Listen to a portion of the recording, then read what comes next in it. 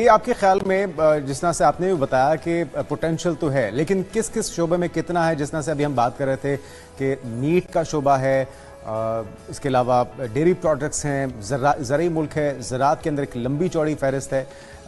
क्या वजह है कि हम उसको यूटिलाइज़ नहीं कर पा रहे? और फिर हमने जो कुछ माजी के तल्ख तजुर्बात हैं, अभी अमेज़ॉन की छोटी सी मैं आपके साथ मिसाल शेयर करता हूँ कि अमेज़ॉन यहाँ पे हमने सुना कि उस लीगल होने लगी है, उसकी ऑपरेशनल होने लगी है, लेकिन कुछ ऐसे काली भेड़ें हैं जिन्होंने मयार को मेंटेन नहीं रखा और उनकी गलत इक़दाम की वजह से पूरा पाकिस्तान जो है वो उससे मुस्तफ़ीद नहीं हो सका।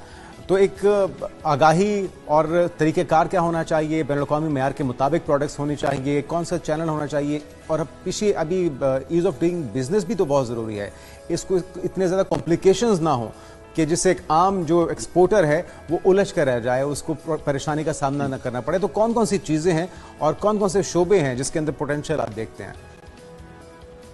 देखिए, पाकिस्तान हम कहते हैं कि एक एग्रीकल्चर कंट्री है।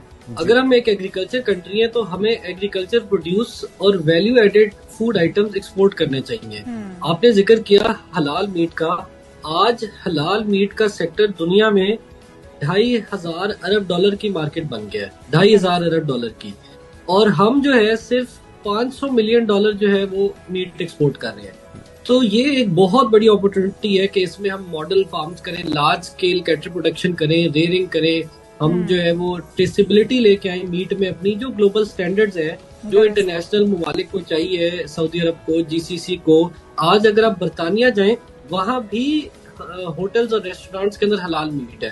तो ये सिर्फ मुसलमानों की नहीं, ये अब वेस्ट की भी जरूरत बन गई है। नंबर 1 तो ये एरिया है। नंबर 2 आप देखें कि न्यूजीलैंड की आबादी सिर्फ 50 से 60 लाख है, ये कसूर जितनी आबादी है। और न्यूजीलैंड $30 अरब की डेयरी प्रोडक्ट्स एक्सपोर्ट करती है, $30 अरब की।